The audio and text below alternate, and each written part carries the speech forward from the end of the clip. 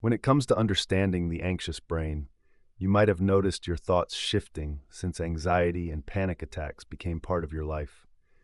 It's common to think things like, I'm dying, I'm going crazy, or my heart is racing, I need to escape. Your brain is reacting to perceived threats in a basic, instinctual way. When danger appears, it doesn't wait for you to think things through. It just jumps into action, trying to keep you safe. But here's where it gets tricky. When we start analyzing these reactions with our modern minds, we question why such a simple thing turned into a scary situation. We ask ourselves how to stop it from happening ever again. In reality, your body is reacting to perceived danger, and yet you end up replaying those scary moments over and over in your head. This constant rumination can lead you to what's often called the anxious brain. Throughout your life, you've gathered experiences that shaped how you understand the world and how you respond in various situations. So imagine you feel something different, maybe tingling in your hands or your heart races unexpectedly. These feelings aren't your usual reaction, and naturally your mind starts searching for answers. It tries to figure out what's causing these sensations. But often, it doesn't recognize that these are signs of anxiety. Instead, it worries about serious health issues linked with those symptoms, which only fuels your anxiety and makes everything feel worse. Soon enough, your brain becomes trained to look for any unusual feelings that might indicate a physical problem, triggering more anxiety in the process. And the more this cycle happens, the more likely you are to experience the same anxiety or panic again. Even after you start feeling better, anxiety can creep back in. You might begin to worry about what just happened or what triggered it. This can lead you to avoid situations that might or might not cause panic. Your brain gets trained to think the worst in every scenario, making your fears grow stronger. So, what's the solution for an anxious mind? First, you need to recognize the thoughts that trigger your anxiety. The anxious brain tends to misread bodily sensations as life or death threats. For instance, if you notice your heart racing while you're at the movies, you might start breathing quickly to calm down. But guess what? That quick breathing can actually make your heart race more. It dries out your throat and makes it hard to swallow. All of this adds up, and before you know it, you're in a panic attack. As your fear increases, your actions may change. Maybe you leave the theater to find a safer spot, like the bathroom. The more you react to your body's signs, the more your brain will convince you that something's really wrong. That's just your anxious brain doing its thing. What you really need to do is remind yourself that it was just a heart palpitation. Stop those anxious thoughts from spiraling before they even start. It's important to understand that, yes, you have an anxious brain. You'll encounter misinterpretations of situations now and then. As long as you recognize those anxious thoughts as they pop up, you're in a better position to handle them. Think of your anxious brain like a persistent, annoying family member that tags along wherever you go. It's a part of your life, but it doesn't define you forever. By retraining your mind to perceive your body's signals more rationally, you'll eventually stop fixating on every little discomfort.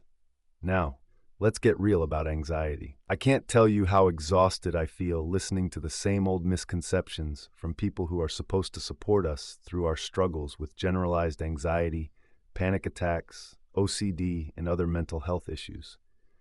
Every day, I meet new anxious clients who have been affected by these lies.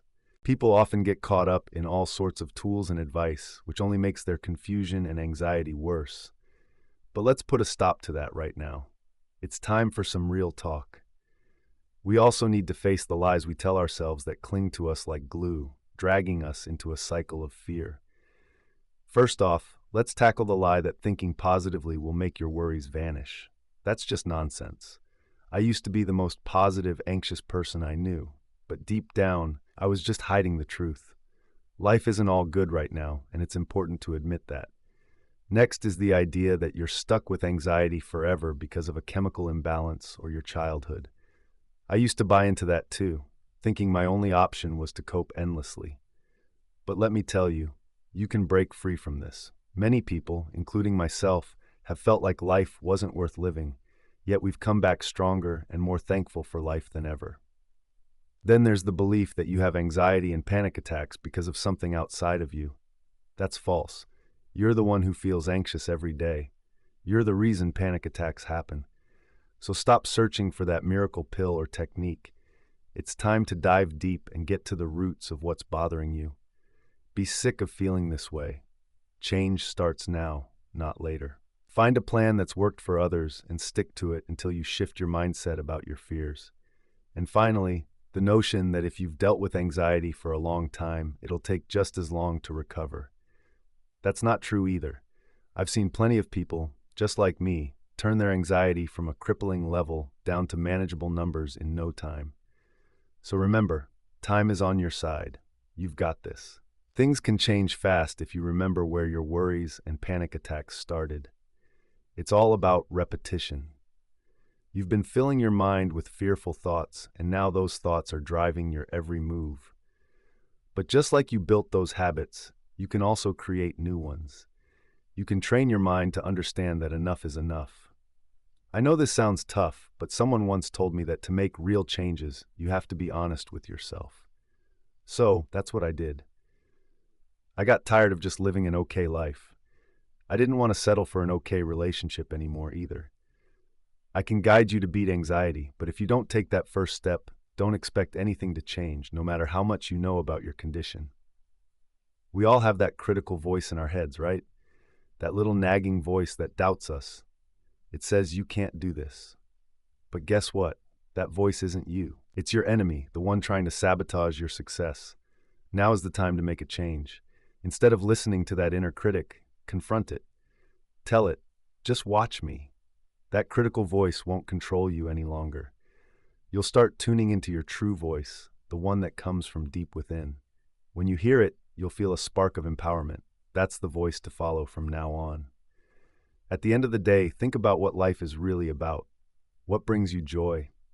For me, the answer is simple: memories. When you're alone, do you think back on your memories? Of course you do.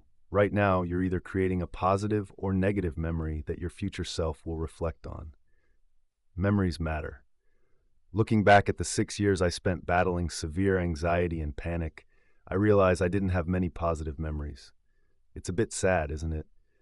Those days leading up to my decision to conquer my anxiety, they were pretty bleak. I remember those tough moments, sitting in my car, feeling overwhelmed. I had to choose a path.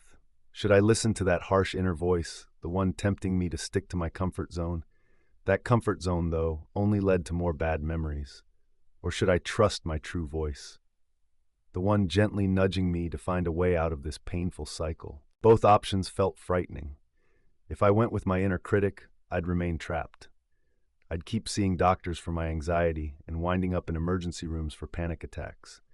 I'd be caught in that loop forever, missing out on making good memories and staying stuck in misery. Does that resonate with you?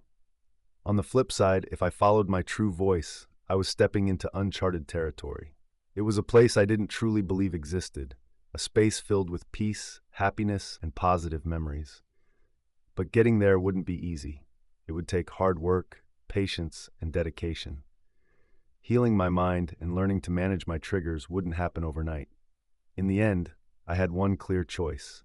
I chose to listen to my true voice, and I believe you should too.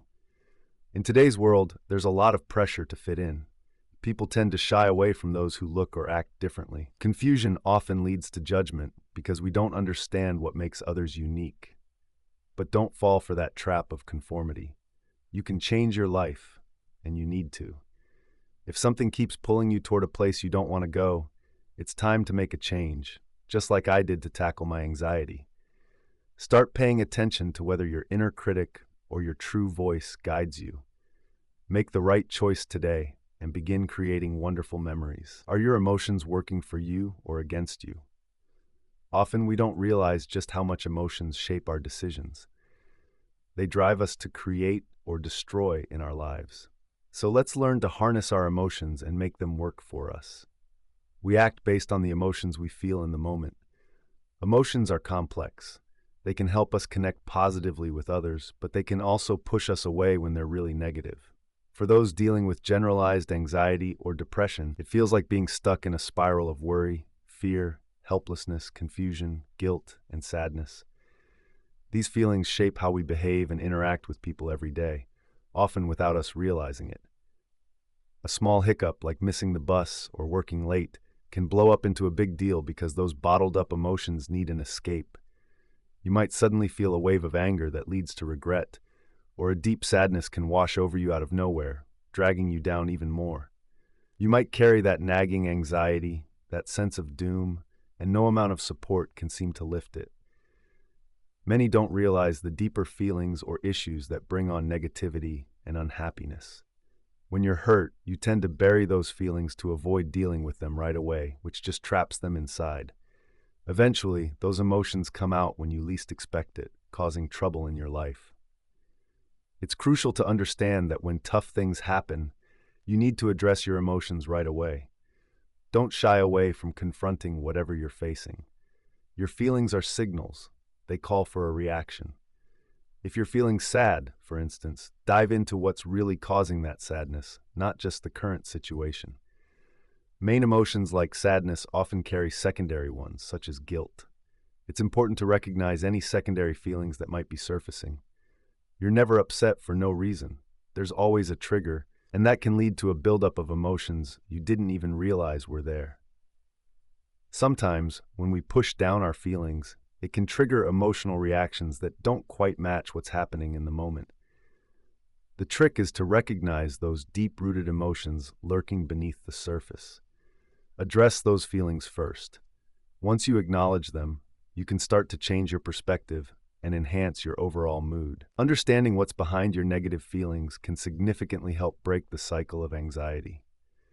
Now let's talk about 5 fears that hold us back from truly enjoying life and how we can tackle them. Courage isn't about not feeling fear. It's about facing it head on. Thanks, John Putnam Jr., for that insight. The catch?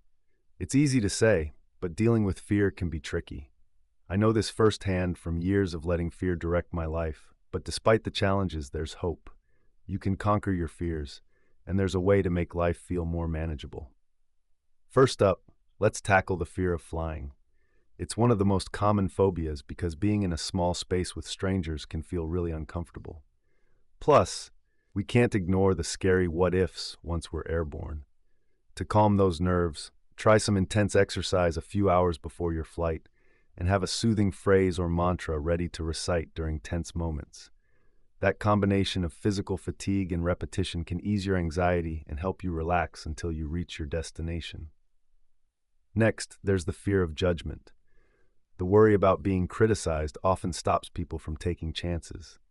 Thoughts like, I shouldn't wear that outfit because others might not like it, or I won't dance because someone might laugh at me, can hold you back. But I'm here to tell you, go ahead, buy that outfit, and dance like no one's watching. Taking risks is essential, so shake off those worries about what others think. You'll discover a whole new level of freedom. People really don't pay as much attention to you as you might think. When you see someone, do you just stare and judge everything they do or say? Probably not. And others do the same with you. If you shy away from taking risks, we all miss out on the amazing person that you are.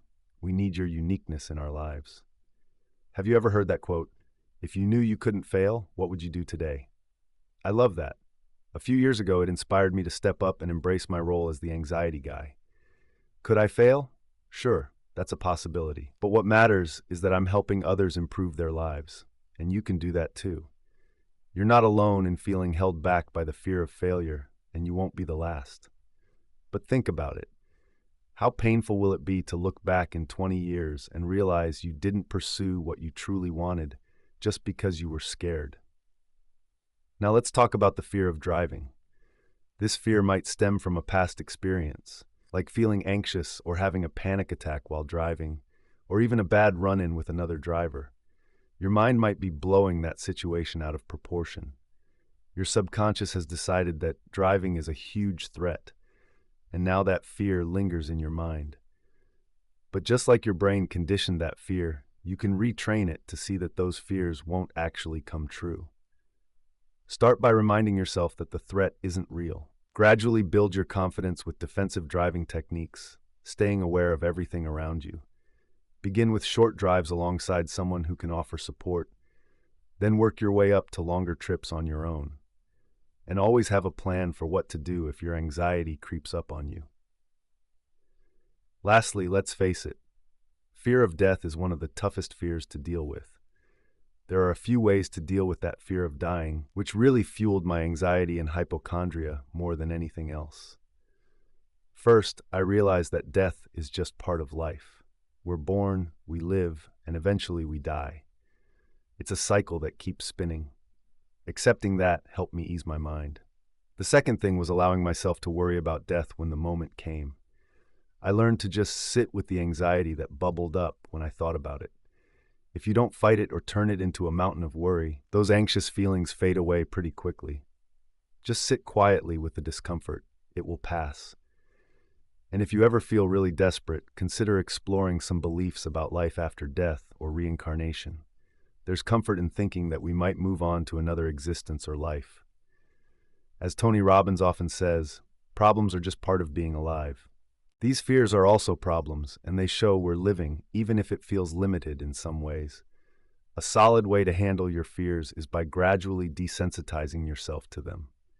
Start small and work your way up. Don't tell yourself you're weak or useless just because fear is holding you back. You don't have to give in to your fears completely. You can face them in little bits to gain a better understanding over time. Remember, slow and steady wins the race. When it comes to my past anxiety disorder, I often get asked how I knew I was on the right track to getting better. My answer is always the same. I took responsibility for my anxiety. For 6 long years, I did a lot of digging to find answers for the scary life I was living. Through my research, I discovered many reasons behind my anxiety and panic. Maybe it was genetics, my childhood, or just how my brain worked. That frustration built up, and I ended up taking it out on everyone around me, my parents, my friends, you name it. Even my creator, who made me this way, I felt like yelling, "Damn you all for making me like this." I wandered through life, constantly seeing myself as the victim. Does that ring a bell? After 6 years, I finally got fed up with my anxiety and panic attacks controlling me. So I decided to do something completely different. I visited a children's hospital. A good friend, who truly cared for me and was running out of ideas, suggested it to help me tackle my anxiety naturally. After that visit, all I felt was guilt and anger. Guilt because those kids were dealing with real struggles, things I feared every day. Anger because I realized I was more miserable than they were. That day changed my perspective. I saw that some people can control their problems and some can't. We, however, do have some control, and that's something to celebrate when it comes to our mental health.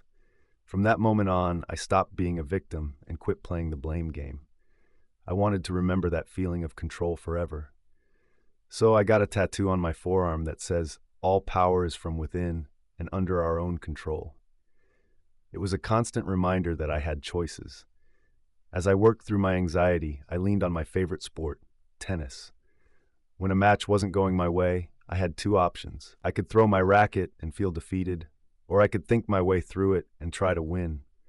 Choosing to fight through it was tough, both mentally and physically, but it felt so much better in the end, whether I won or lost. Realizing my struggles mirrored a tennis match made me see I had the same choices in life. I could accept defeat or find a way to push through. I had a say in my thoughts and reactions, whether it was about an odd-looking mole or the signs of a panic attack looming over me. Sure, factors like my upbringing might have contributed to my anxiety, but once I took responsibility for my issues, I instantly stopped blaming others. Once you reclaim your power, you'll see that you always have options. It just takes some time to retrain your mind. When anxiety starts creeping in, here are 3 questions to consider. First, how real is this worry? Second, am I making my fears worse? And if I am, how so? Third, what do I need to believe to shift my direction now? What facts can reinforce that belief? Your choice shapes your thoughts about anxiety and how you respond. At the end of your journey, I want you to look back and be proud of how you faced your anxiety. I don't want you to wonder what if. The path you're on might feel strange and scary, but it's the one you need to take. Start now. Take your life back. And by doing this, you'll empower others to confront their fears too. They'll see that they can choose their own path to recovery. Now let's talk about some common myths surrounding mental health. It's alarming how society is struggling with stress and depression, while treatments keep getting pricier, often with no guarantee of improvement. We need to bust these myths so we don't get stuck believing nonsense about our mental wellness. Myth 1. People with mental health issues lack intelligence. Trust me, during my battle with anxiety, I wrestled with feeling stupid every day. It was tough to focus or remember things. But that wasn't the truth. It might seem like those of us with these challenges lack cognitive skills, but many of us are exceptionally creative and intelligent. Our imaginations, even when fueled by fear, are unparalleled. Myth 2. Skipping social events means you're antisocial. Lots of people with social anxiety care deeply about others. They just find it hard to connect due to their hesitation. When people have to engage in social situations, they're often labeled antisocial, but that couldn't be more misleading. I remember my own struggles with social anxiety, battling depression and shyness daily. There were moments, though, where I dared to step outside my comfort zone. I'd try to connect with someone, even though the fear of rejection and anxiety coursed through me like electricity. Usually, I ended up feeling disappointed because I couldn't keep the conversation going. Yet, deep down, I craved more meaningful relationships, and a solid group of friends. I know many others shared that same longing. Now let's talk about a common myth. You'll never get better if mental health is a problem for you. You wouldn't believe how many emails I get from folks struggling with this notion. Often it's because their friends or family are just puzzled and frustrated, unsure how to support a loved one dealing with anxiety or depression. Add in health professionals pushing medication and coping strategies without real success, and it's no wonder people lose hope. Don't get me wrong, modern treatments are more effective than ever, but they shouldn't be the go-to first step when facing mental health challenges. Once we tackle the root issue, build new beliefs, and cultivate some patience through our progress, recovery is often just around the corner. Then there's this idea that if you're dealing with mental health issues, you must be unstable and need to be locked away. This stereotype paints a picture of the mentally ill as violent or crazy. In reality, most people with mental health struggles are nonviolent. Violent acts are rarely committed by those working to heal through proven natural treatment plans. Anyone determined enough can find a path to recovery and lead a rich, fulfilling life. I'm living proof of that turnaround. When it comes to mental health struggles, finding support can feel tough. A friend of mine, Michael, found himself dealing with hypochondria and general anxiety. Frustrated with how his family just didn't get it, he took a simple step. He walked to a nearby bookstore and bought them a book about hypochondria and anxiety. It was a smart move. If you're battling with mental health issues, having a knowledgeable support team is crucial, especially at the start of your journey. If your family isn't on board yet, try sharing this audio program with them. For Michael, it was exhausting hearing the same tired advice like, "You'll get over it," or "just toughen up." He knew that educating his family about his condition could clear up some of the confusion. If they genuinely care, they'll take the time to learn, and that will lead to better understanding and support. There's a common myth that our fight or flight response is something we can't control. But that reaction to stress and danger can actually be managed, just like any of our other fears. When anxiety hits, our body releases stress hormones which cause those intense feelings we associate with panic. I remember when my panic disorder was at its worst. I was told I just had to deal with it because there wasn't an off switch. But I eventually learned that we can desensitize ourselves to the fears that trigger panic attacks. As we reduce our anxiety, those fears and the panic can decrease too. I hope these thoughts help you and others gain a better understanding of mental health myths and build confidence as you navigate this journey. Right now, you might be wrestling with your mental health. But here's the deal. When you put what you learn into action, you start gaining momentum. This momentum pushes you toward your true self. No matter how tough things seem now, many others have gone through similar struggles and come out feeling grateful and joyful again.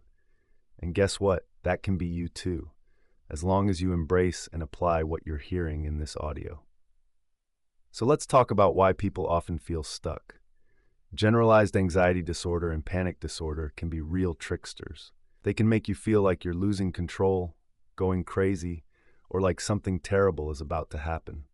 Every day can feel like you're on edge, filled with unshakable tension and worry, even when there seems to be no reason for it. If you have generalized anxiety, you might find yourself always bracing for the worst, no matter what's going on. Just waking up can trigger heavy anxiety as you think about facing the day ahead. And when things seem to go well for a moment, when you actually catch a break from that relentless worry, it feels like maybe, just maybe, things are turning around. But then out of nowhere, that uneasy feeling comes rushing back.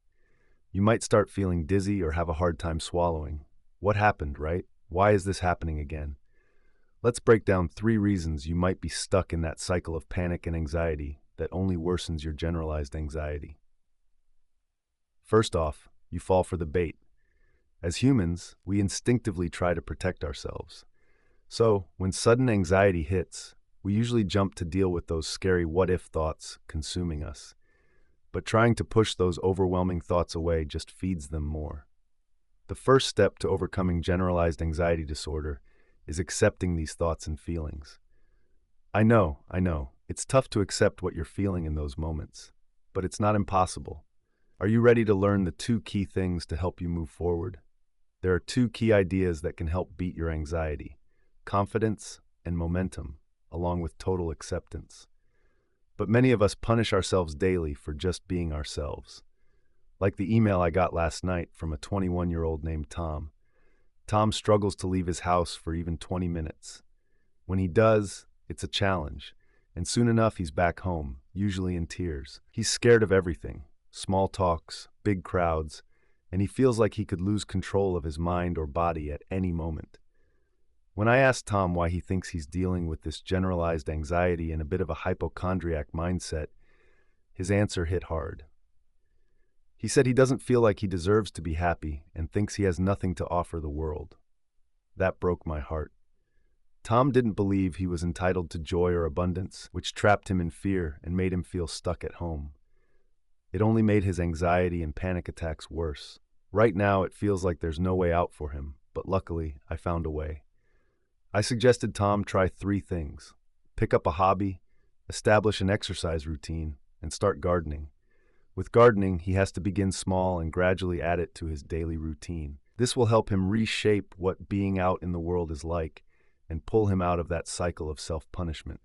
It can bring back some confidence and momentum for him. Also, let's not forget about water. We've all been told to drink more, but how many of us actually do it? I'm guilty of that too. Life gets busy and drinking water often takes a back seat. But carrying around a water bottle and refilling it can really help keep your nerves in check. A study from Tufts University found that not drinking enough water can lead to feeling depressed, angry, and just plain negative. They looked at student athletes, but the findings apply more broadly. Believe it or not, over 75% of Americans are often dehydrated, and that can seriously impact anxiety levels, more than you'd think. Many people only start drinking when they feel thirsty. That's actually too late. During my 6-year battle with anxiety and panic, I found every excuse to stay in my comfort zone. Taking small steps toward positive change felt impossible.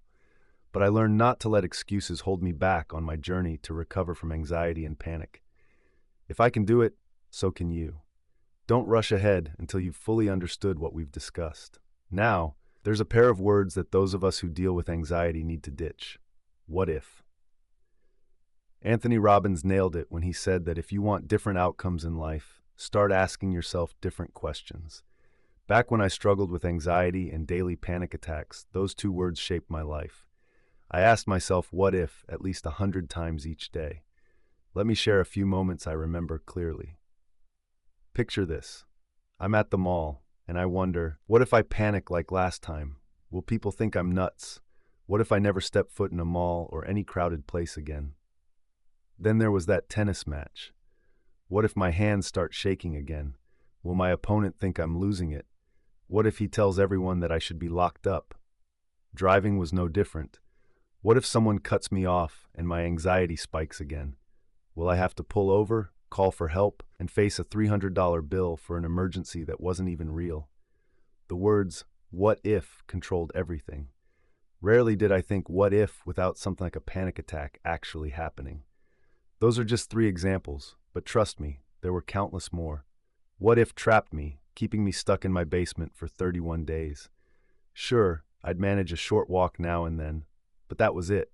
For a long time, I felt more like a ghost than a person. So, what did I decide to do? I started switching my what ifs to something just as strong but more positive.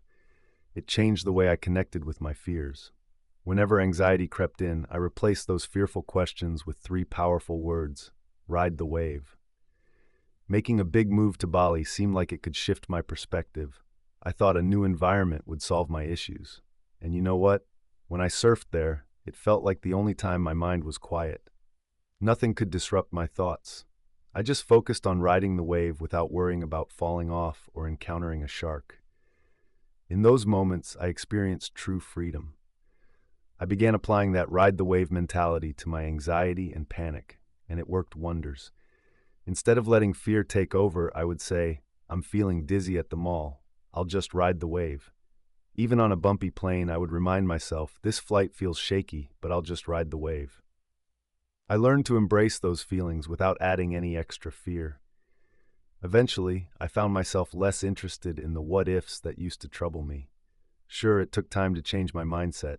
Anything worthwhile usually does. But turning those anxious questions into the phrase "ride the wave" really changed my perspective, and it could change yours too. When you seem worried, a person dealing with anxiety might think, "If I stop worrying, how will I keep everything in check?" They often feel that without their worries, they'd be lost in a very uncomfortable place. Worrying becomes their way of coping, but as they gain control over how they feel, physically and emotionally, the need to worry will fade. Focusing on those worries can actually make them worse, so it's better just to let them be, especially if you notice someone's struggling. Now, about being quiet. This was my biggest fear when I faced social anxiety. Deep down, I knew I was a friendly, outgoing guy, but on the surface, I came off as quiet and hard to approach. It's important to remember that the person you're speaking to might seem calm because that's how they choose to handle things. They don't owe you an explanation for their behavior, so just let them come to you when they feel comfortable. And then there's the whole "I think you need a drink" thing. Seriously? Do you know what alcohol does to my nerves? If someone looks tense or anxious, don't make it worse by suggesting something that could be harmful to them. What about the phrase, "Don't worry, stress is normal"? It drives me nuts. Really? Is it normal to feel stressed and anxious about a simple walk, afraid my heart might give out? Sure, feeling stressed is common, but the level of anxiety that some people deal with every day is far from normal. Making light of their struggles can be insulting, and it's tough to hear. When someone asks, "Have you had that checked out yet?" remember that as a hypochondriac, I fixated on every little thing, like a mole or a lump in my throat. I was always at the doctor's office, trying to get them to take me seriously. This question just brings back those uncomfortable memories and feels like reopening an old wound. And please, when someone says, "I had a panic attack once," it doesn't help. And that question, "Why do you go to the bathroom so much?" Well, frequent trips are common with anxiety. I remember being super anxious right before we got seated at a restaurant because I needed to use the bathroom every 15 minutes. If we weren't near a restroom, I was in big trouble. So, we've all been there, right? Wearing a diaper. It's kind of embarrassing, so why even bring it up? And how about this? Your hands are shaking. Have you ever hesitated to grab that glass of water because you were worried people might notice? I used to dread that. When someone pointed it out, all I wanted to do was disappear. It's just another thing you don't want anyone talking about. Now let's talk about positive thinking. Sure, I like spreading good vibes and keeping things upbeat. But here's the deal. When fear and adrenaline kick in hard, positive thoughts often aren't enough to help you through a panic attack. Thanks for the suggestion, but it doesn't really work like that. And then there's man up. I just want to touch on this briefly. If you're listening right now and you're there to support someone facing anxiety, It's super important to understand that these folks are incredibly brave. I've met thousands of people on this journey, and all they really need is a solid support system. So memorize what I'm sharing here and don't add to their anxiety. Your best bet is to help them and learn about what they're going through. Now on to some tough truths about depression and antidepressants. I recently came across some pretty grim medical news. Antidepressants often don't work. Even worse, we've been misled by big pharmaceutical companies and the FDA about their effectiveness. Depression is a huge issue, becoming a major cause of long-term disability in the U.S. It blew my mind to find out that drug companies only publish studies showing the benefits of these meds, ignoring the ones that reveal they fall short. No wonder they're now among the top-selling drugs in America. It's a distorted perspective we have about antidepressants. Studies suggest that if you take a placebo, a simple sugar pill, you actually have an 80% chance of getting better. We're facing a big issue. Millions of people are clinically depressed, and there aren't enough effective treatment plans. Each year, the situation just seems to get worse. It's crucial to grasp what depression really means. It's not just a label. It shows that someone has lost joy and interest in daily activities, often feels sad, struggles to sleep, and can't make decisions. This paints a clear picture, but what's behind these symptoms? Is it purely brain chemistry, or does lifestyle play a role? There's no one-size-fits-all answer here. Every individual needs a unique approach. Yet that's not the message we often hear. Statistics show that 1 in 10 people are on antidepressants, and prescriptions have tripled over the past 10 years. It makes me think. There's a group of people likely profiting immensely from this situation who are laughing all the way to the bank. It's becoming clearer. We're only getting the information the drug companies want us to see. Patients and doctors are getting more misled every day. This results in countless confused individuals taking antidepressants, often feeling worse and struggling financially. Our trust in science has unfortunately faded, and what's causing our illnesses is also making us more depressed. Let me share a story about my friend, Carol. She battled anxiety and depression for years, hopping from one medication to another in search of relief. Ultimately, she discovered that food allergies were behind her struggles. Yes, food allergies. Once she addressed those, her depression lifted, she lost weight, and she got her life back. Now she feels fantastic and has tossed away all her pills. This is just one story, but many similar cases show that detoxifying heavy metals like mercury can also relieve depression. In the end, we need to focus on fixing the root causes of our problems rather than just managing them with medication. It's interesting to think back on my struggle with depression. Waking up in the morning felt exhausting, even after a full night's sleep. Our self-esteem can really take a hit. There's this heavy, dark cloud hanging over those dealing with depression that doesn't just magically disappear. Let's dive into some reasons why people find themselves in a state of clinical depression, and then I'll share what's helped both me and others I work with. First off, isolation. Humans naturally crave connection. We want to be around others. When we have the chance to meet someone special and build a life, it brings fulfillment. But when that's not an option, we still seek the closeness from friends or colleagues. Feeling cut off can lead to deep sadness. Then there's medication. It's worth noting that antidepressants and clinical depression are still not fully understood. If you're on medication, consider yourself fortunate if you don't experience nasty side effects. It's a bit scary reading the warnings that come with them, like irritability or even thoughts of self-harm. Chronic stress is another big player. If anxiety and stress are constant, they can disrupt your usual habits and possibly spiral into depression. And what about candida overgrowth? This fungus can release toxins into our bloodstream, leading to a range of symptoms that can fuel health anxiety and depression.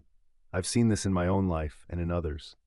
Tackling candida can actually help lift the fog of depression. Childhood experiences matter too. Kids who face abuse are more prone to struggle with depression as adults. It's shocking to see that around 59% of those who were physically abused will end up depressed later on. Things like PTSD and learning difficulties, along with general anxiety, can also linger on into adulthood, adding to the mental health challenges. Substance abuse affects many lives. About 80% of people dealing with addiction also face mental health issues like anxiety or depression. Acknowledging that you need help is a powerful first step toward change. Remember, lasting change really starts with you. Grieving the loss of a loved one is completely natural. It can lead to deep feelings of sadness and a sense of hopelessness. This is all part of mourning. Life can shift dramatically when we experience changes like a new job, marriage, divorce, or moving. Even positive changes can feel overwhelming and may lead to feelings of dissatisfaction or depression. When you feel like you have nothing to look forward to, it can be tough. We all need something that energizes us each morning. Finding a new hobby, diving into something you're passionate about, joining a new group, or sharing your expertise can reignite your spark. Money troubles can weigh heavily on your mind. Your thoughts about finances can affect your feelings and actions. Yes, financial stress can lead to depression, but many can turn things around by using what they already know. Dealing with physical illness is another challenge. It's clear that clinical depression can be really painful, and often it's linked with serious health issues. Physical conditions can trigger depression, but it's also true that depression can make physical illnesses harder to manage.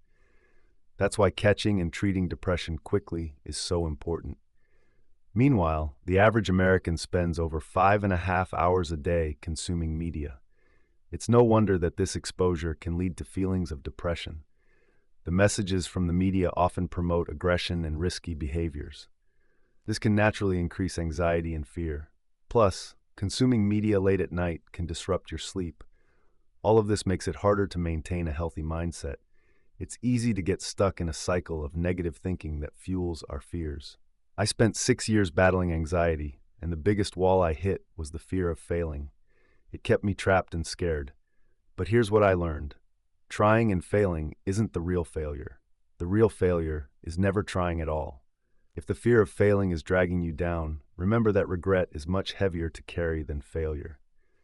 Now that we know what might be causing our sadness, what comes next? Those feelings you have, they're just feedback. Feeling fear? It's a sign to step outside your comfort zone, slowly but surely. Feeling lonely? It's time for a new strategy to reconnect with people. If money troubles are bringing you down, why not become an entrepreneur and turn your skills into a business? There's an answer for everything that feeds your depression. Just pinpoint the cause and pay attention to the feedback you're getting. I've figured out that playing the victim is the worst thing you can do. We've got one shot at life. When it's all said and done, I want you to be able to look back and feel you truly gave it everything you had each day.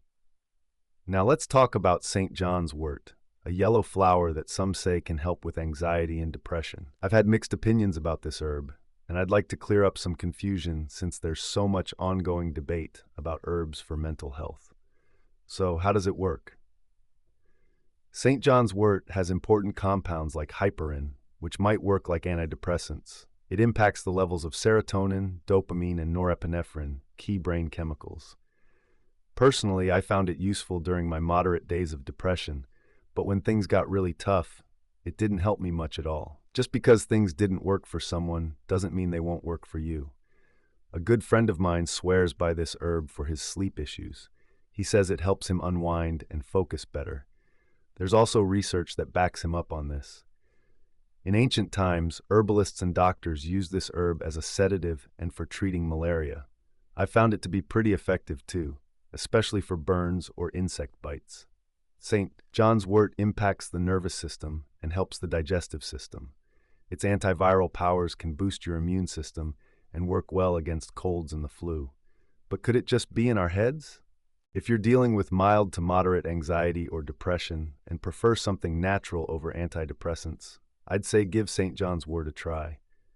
There have been times it kicked in fast for me, and other times I felt nothing after taking it for a while. However, this herb has way fewer side effects compared to traditional antidepressants, which is a big plus. Sure, many doctors might say don't bother experimenting with this herb for anxiety and depression, but I think it's worth a shot. It might just be the natural solution you need. Would I take it again? Absolutely. For my mild to moderate depressive symptoms, it's been my go-to. The standard dose of 300 milligrams 3 times a day has worked for me, but watch out if it upsets your stomach. I wouldn't recommend taking 500 milligrams twice a day or 600 milligrams in one shot. It's better to spread it out and take it with food. As for how long it took to feel any difference, for me, it was about 4 to 4.5 weeks before I noticed any changes. But keep in mind, everyone's different, and it's normal for moods to shift at different rates. In just 2 to 4 weeks, you might notice a drop in depressive symptoms after taking the recommended dose. So what do some studies say about its effectiveness against anxiety? Researchers looked at 151 people battling sleep issues and gave them 600 milligrams a day for 6 weeks. The results? A decent drop in anxiety for those taking St. John's wort. In another study, 500 clinically depressed folks struggling with anxiety were treated with a mix of 500 milligrams of valerian and 600 milligrams of St. John's wort daily. This combo worked well. They reported significant relief, and when some increased their dose and tried again, they saw even better results. But hold on, when shouldn't you take St. John's wort? If you're on an antidepressant, especially an SSRI like Prozac, it's best to steer clear. Mixing these can lead to serotonin syndrome, which is no joke. Also, if you're pregnant, under 12, or dealing with substance abuse issues, it's better to avoid it. Now, what's the bottom line? While more studies are in the works to really nail down how effective St. John's wort is, I can tell you from my own experience that I felt more benefits from this herb than from conventional antidepressants. Why? Maybe it's because I felt good taking something natural and didn't have to worry about what synthetic meds might be doing to me. I use St. John's wort both as tea and in pill form. Not sure which worked better. You might want to try both. In short, I give St. John's wort 2 thumbs up for mild to moderate depression and anxiety. Just remember to use it as a helpful ally while you tackle the bigger issues at play. You might feel like you've hit a wall and think you can't follow through with anything. But the truth is, you still have the power to make changes in your life, and you can start today. Remember, you're not in this alone. Millions of folks are just going through the motions, missing out on life's beauty. So what's happening in our world that makes so many feel lost or unfulfilled? Let's explore a few reasons. First up, if you feel aimless and lack goals, that's a problem. Do you have a project that excites you? Something that makes you eager to get out of bed in the morning? If not, it's time to find one. Think about how good it'll feel to shed those extra pounds or finally finish that kitchen project you've been avoiding. Maybe you've got a side gig idea that could bring in some extra cash. Whatever it is, it's crucial to find something that makes your days feel more meaningful. Remember, if you're not growing, you're stagnating. Next, let's talk about screen time.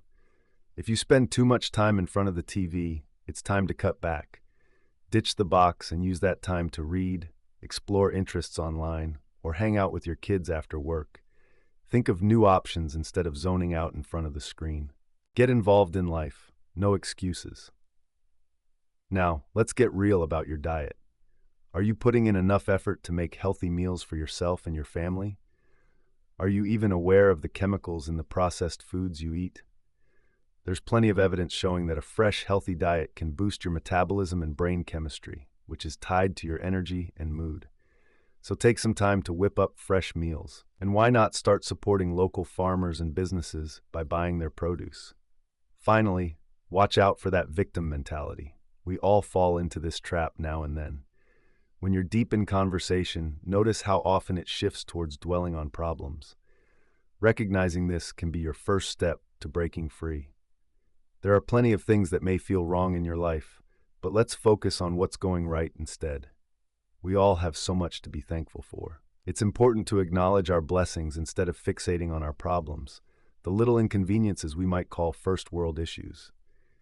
You should surround yourself with positive people who lift you up.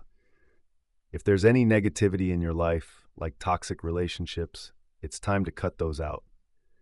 You might think your identity is set and that you can't change.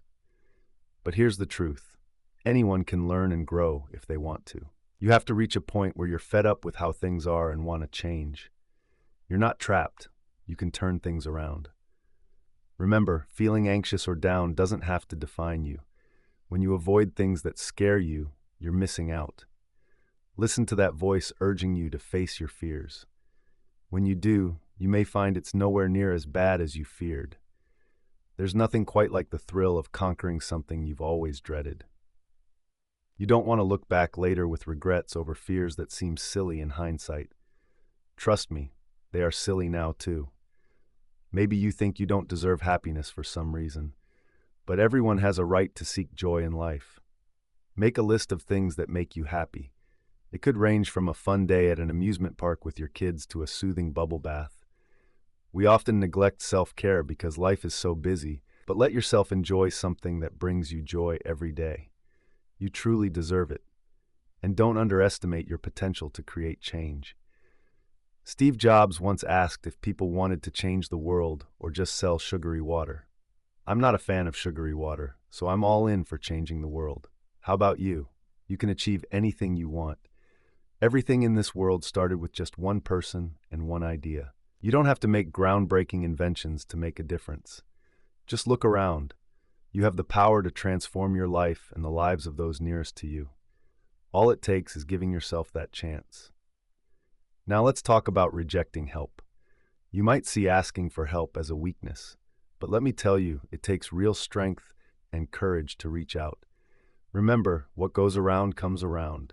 When you seek help, you open the door to giving back later on.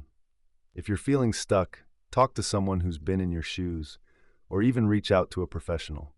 Life is too short to let pride hold you back. Next, let's address the time you waste fixing things that don't really matter. Ever heard the saying about majoring in minor things? It's spot on. I remember when times were tough for me, and I'd spend hours trying to master scoring goals on FIFA. What a waste. If I'd focused that time on honing my skills, who knows? You might be seeing me on TV right now instead of listening to this. Seriously, we get too wrapped up in chasing money, looks, and stuff. Take a moment to see where your time goes. Make changes that your future self will appreciate. Focus on what truly matters, mentally, physically, and spiritually. Improving those areas will lead to real fulfillment. Now, let's wrap things up. We can manage anxiety by taking consistent action and shifting our mindset. If you have any questions, don't hesitate to reach out through the Anxiety Guy website. I'm here to help. So listen to this audio again and again until it sticks in your mind. Start applying what you've learned and make a change today. Talk soon and take care.